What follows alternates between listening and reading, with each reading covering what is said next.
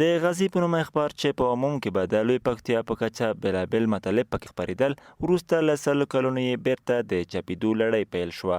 یاد اخبار د شاه غازي امان الله خان د واکمنۍ پر مهال رامنځته شوی و چې یوازې 6 ګڼې چاپ شوی و.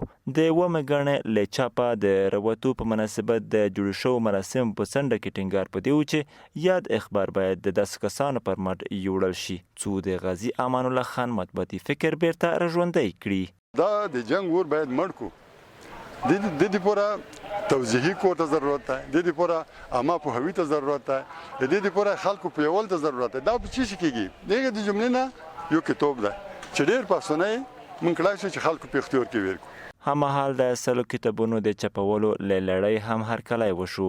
لیکوال او ژورنالیست ګل شریف حسن وایي چې په دې لړۍ کې باید داسې ناچاپ آثار په پام کې ونیول شي چې د غوره منځپانګې په درلودلو سره د عامه اذهانو تنویر او په علمي برخو کې ګټورې سرچینې پاتې شي. فکر کوم که چېرته موږ دا جریده ژوندۍ ولرو، موږ به د خپلې خاورې لپاره یو مطبوعاتي تاریخ ساتلی وي، هغه به مو غوړولی او بلکې پیاوړی کړی به مو او دې لپاره الحمدلله اوس موږ په سیمه کې ښه مطبوعاتیان لرو، ښه فکري خلک لرو، هوښیار ژورنالیستان لرو، لیکوالان لرو.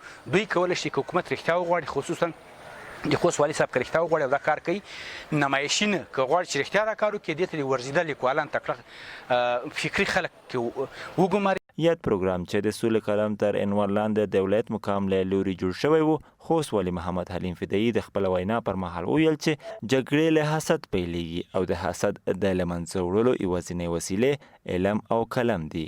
د هغه پورې عقده موجود او حسد موجود، کرکه موجود، نفرت موجود وي، ته صلح نشه راوستلی او دغه عقده په څه شي باندې ختمېږي؟ دا قلم ده.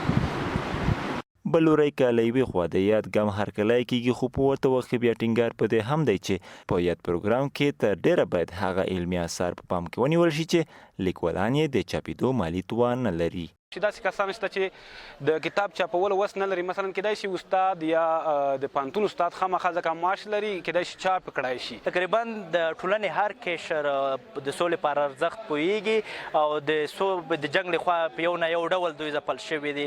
زه وایم که دغه 11 میلیونه بودیجه چې د سولې او خپلواکۍ لپاره بله شوې ده، که دغه د دې پر ځای چې په نمایشي کارونو مصرف شي، یو دغسې کار پرې وشي. د مراسمو په ترڅ کې د سلمې کلیزې په ویاړ د 100 کتابونو د چاپېدو د لړۍ د پیلېدو له جملې د 3 هغو بېلابېلو اثارو مخکتنه هم وشوه چې علمي فرهنګي برخو کې لیکل شوي او په یاده سلسله کې شامل شوي دي.